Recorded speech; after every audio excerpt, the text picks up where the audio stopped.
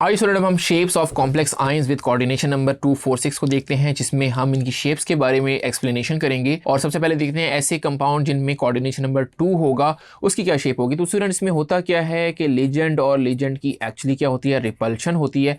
जैसे आपने first year में पढ़ा lone pair bond pair, lone pair lone pair और बॉन्ड पेयर की रिपल्शन होती है, वैसे लीजेंड में भी तो नेगेटिव चार्ज होती हैं तो उनकी भी रिपल्शन होगी। अगर कोऑर्डिनेशन नंबर 2 होगा तो याद रखें उसकी जो शेप बनेगी वो शेप आपकी लीनियर बनेगी, लीनियर शेप बनेगी। और लीनियर शेप कैसे होती है स्टूडेंट के सेंट्रल में, अगर ये सेंट्रल मेटल एटम है तो यहाँ पे भी एक लीजेंड होगा, एक यहाँ पे भी लीजेंड होगा। और लीनियर शेप में आपने हाइब्रिडाइजेशन में पढ़ा है कि यहाँ पे एंगल कितना होता है, 180 डिग्री का होता है। आइए इसकी एग्जांपल भी ले लेते हैं। तो CuCN2 ये आपको एक्चुअली लीनियर शेप देती है। इसके अलावा स्टूडेंट Ag अगर आ जाए अमोनिया के साथ, इनके नेम हम पढ़ चुके हैं, तो ये भी आपका क्या बनेगा, लीजेंड रिपल्शन होगी, क्योंकि दोनों देखें लीजेंड है, ये रिपल्शन होगी और आपका दो लीजेंड आपस में रिपेल करेंगे और आपको कोऑर्डिनेशन नंबर 2 देंगे और आपकी शेप लीनियर बनाएंगे। होपफुली स्टूडेंट ये आपको क्लियर हो गया होगा।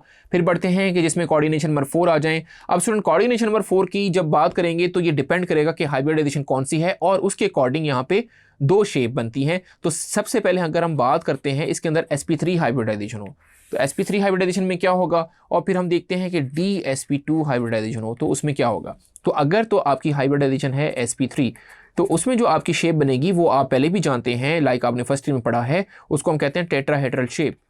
टेट्राहेड्रल शेप, और टेट्राहेड्रल आप कैसे ड्रॉ करते हैं कि सेंटर में ये वंस अगेन ये आपका मेटल एटम आ जाएगा, फिर लीजेंड एक यहाँ पर आएगा, एक यहाँ पर आएगा, एक यहाँ पर आएगा और एक यहाँ पर आएगा। तो इसको हम फिर ये जोड़ देते हैं, ये इस तरीके से रेगुलर टेट्राहेड्रल शेप कुछ ऐसे होती है। और ये एंगल भी आप जानते हैं ये कितना होता है, 109.5 डिग्री का होता है। ये सारी बातें आपने पढ़ी है। अब यहाँ पे sp3 हाइब्रिडाइजेशन की वजह से आपकी टेट्राहेड्रल शेप बन रही है।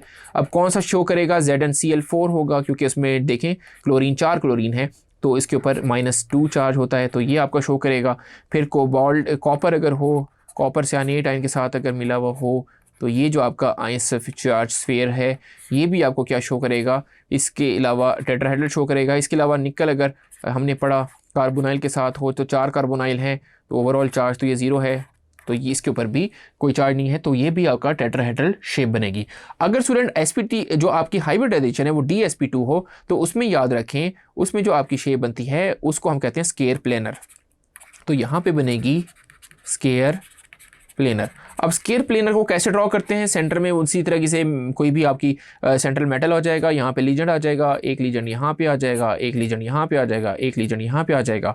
तो अब आपके जो ये देखें ये लाइक एक स्केयर प्लेनर आपकी ये एक शेप बन जाएगी, उसकी ज्योमेट्री ऐसे हो जाएगी।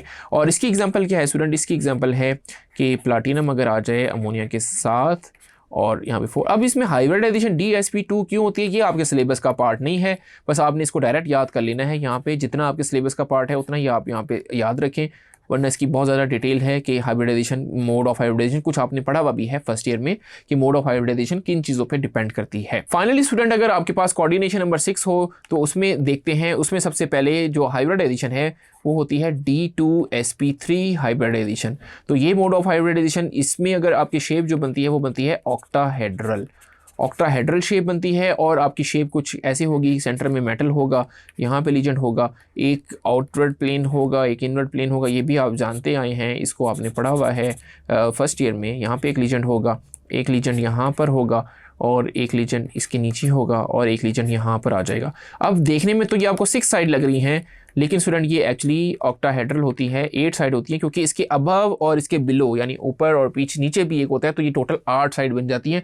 इसको 2D में ड्रॉ करना मुश्किल काम है, इसको आप 3D में समझ सकते हैं कि इसकी 8 शेप होती हैं, तभी हम इसको ऑक्टाहेड्रल बुला रहे हैं। होपफुली स्टूडेंट आपको शेप्स ऑफ कॉम्प्लेक्स आयंस जितना मैंने पढ़ाया है, जितना बुक में है, वो सारा अच्छे से समझ आ गया होगा। Thank you.